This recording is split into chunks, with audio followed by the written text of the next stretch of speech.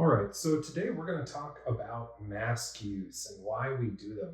So, bottom line, masks work. It's kind of odd that we're having this conversation, and I still see a lot of confusion. They're very safe to wear for just about anybody. And along with adhering to physical distancing standards and other strategies, more lives can be saved. So, I want to clear up a little bit of confusions, and I'm even going to address some myths that I've heard and try to debunk them as well. So, why do we wear the masks? Because quite simply, the virus itself is smaller than the mask weave that we wear. So, when we wear a simple mask like this one, why does that work? Because if the virus is smaller and I'm just breathing through it, then why doesn't the virus just travel on the air and go out and infect people? Well, that's not the way it works. So the virus usually adheres to droplets. Now, these droplets are in the air, and when they get spread around, that's how other people catch them. Now, these droplets can dry out quite a bit and make it very difficult for masks to stop it because they do get a little smaller. But the size of the particles we're talking about are still larger than the mask itself. So that's why we wear it. When you wear a face mask, like this one, or a cloth mask like this one, you are not wearing it to protect yourself. Now, let me say that again, because it's really important. You are not wearing that to protect yourself. These masks do not protect you. They protect others. So how does that work? When you're breathing, you are stopping majority of the amount of particles, the virus that are inside water droplets, called airborne droplets. You are stopping those from getting out and floating on air currents. So the reason we use physical distancing of 6 feet or less, that's the reason you want to wear a mask. So both parties are going to wear a mask in a social setting, so that'll protect both of them. I wear the mask to protect you, you wear the mask to protect me. Now, if there's no masks involved, how far apart do people need to stand to be 100% effectively safe? And that is 23 feet. 23 feet is how far a sneeze or a water droplet, if I'm talking loud, giving a speech, telling a joke, laughing, singing, those water droplets can travel and dry out on the air and get picked up by air currents and travel up to 23 feet away. Now, 23 feet away from each other is a bit much. We'd be very hard to interact and live our lives if we all had to live 23 feet apart from each other. But the social distancing, if you're less than 6 feet and you're wearing a mask, then that should stop the majority. Nothing is going to be 100%. Condoms aren't 100%, and neither are the masks. So they help in two interesting ways. The viruses float alone on those droplets, and which can evaporate, and then they can travel even farther. So, and then the second way is the droplets that do get through or go around your masks have very less momentum, so they won't travel necessarily up to 6 feet or more, and that's why we wear the masks.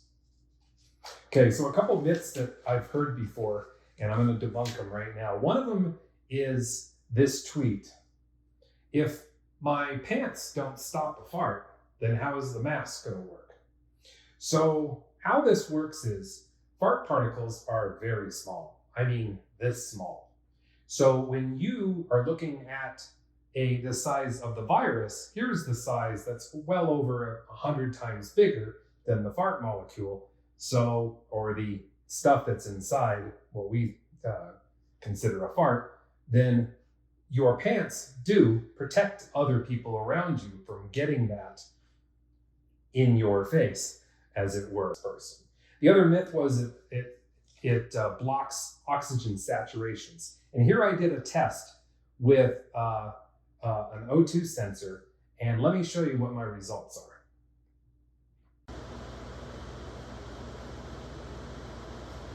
So as you can see here, I ran for a couple minutes just getting a baseline of where I stand.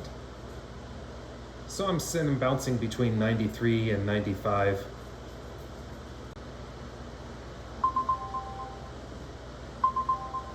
So now for 5 minutes now, I've been wearing not just a mask, but I've been wearing 4 masks for 5 minutes, and you can see my oxygen saturations haven't changed in the slightest. The third myth I've heard is that wearing a mask will build up toxins, or trapping the toxins in on your face.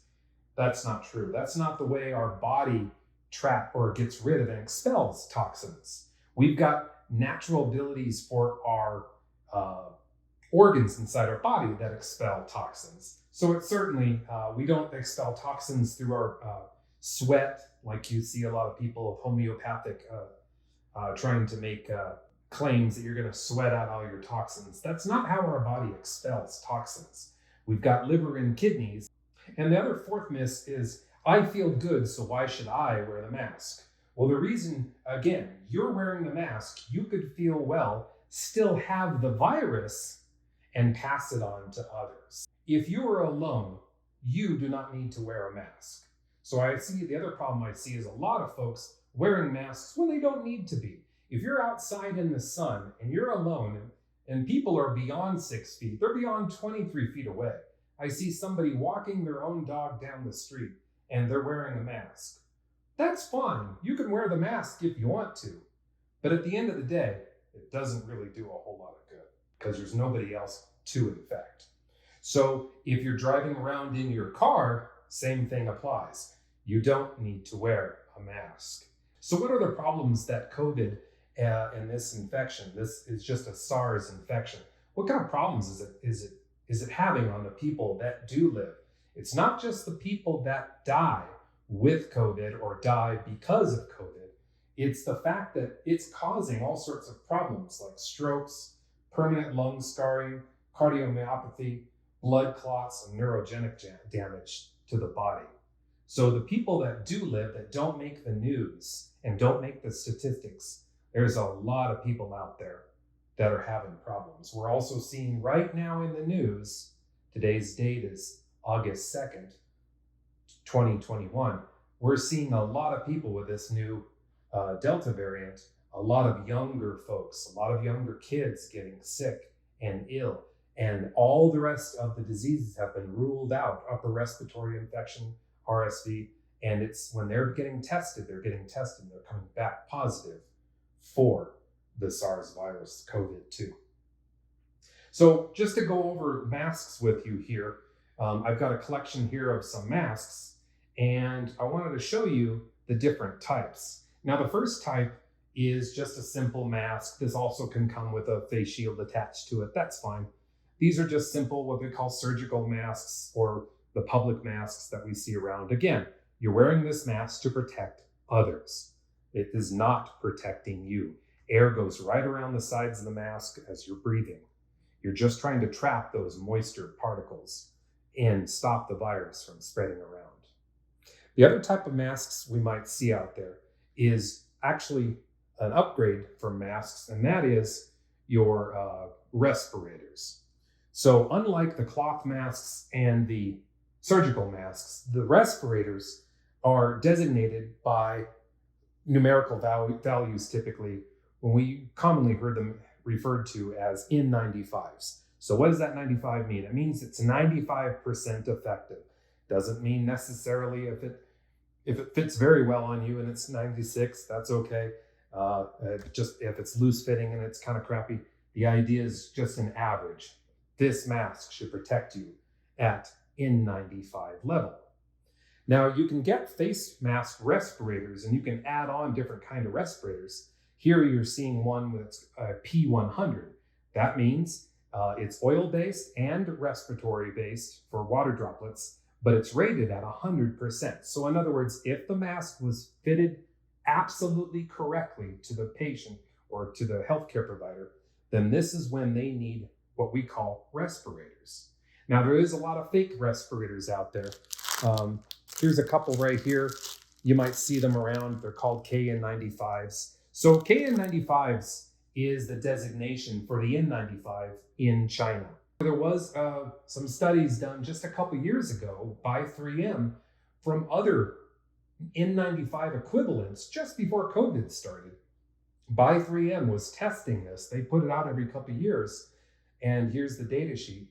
You're basically showing here that most of the countries performed quite well, actually, as long as they were manufactured from a reputable seller. However, when COVID hit, eBay, Amazon, and other AliExpress and other Wish websites exploded with a lot of fake masks out there, and they were just simply printing the N95. Some of the masks you might see out there might look a little bit like this one, and it's got inside, it's got a 2.5 parts per million thickness. Usually it's 3 or 4 layers of entrapment. Again, this is to protect others around you, not necessarily it's going to protect you. So there has been a ban in a lot of areas with the port on the side. Now, this is true. Some of those ports are quite terrible. However, this mask just happens to not have a port on either side, which is awesome. But the ones that do have ports, they do sell them, and they do have, some of them have a one-way valve. So it's only letting out your exhalation from the mask, which is not too bad. So, of course, you always want to wear it. If you can, wear a face shield like you see here. She's wearing an N95 plus the face shield, and that can make a lot of difference too when dealing with people around. So in other words, to clarify, and in conclusion, if you're wearing a surgical mask or a cloth face mask, you're doing it to protect others. It does not protect you. If you want to protect yourself and you're around somebody who you think has SARS-CoV or any other respiratory disease that you don't want to catch, or even the seasonal flu, then you're going to want to wear an N95 or higher, N99 or an N100. You're going to want to wear one of those masks to protect yourself, because when we issue these masks, we make sure that's why you go and take that N95 fitting test every year or so, because the rationale is you want to make sure that it's fitting right. Healthcare workers are also not allowed to have beards. You can have the Tony Stark mustache, that's fine, but it all has to fit inside the N95. All right, I appreciate your time and thank you so much.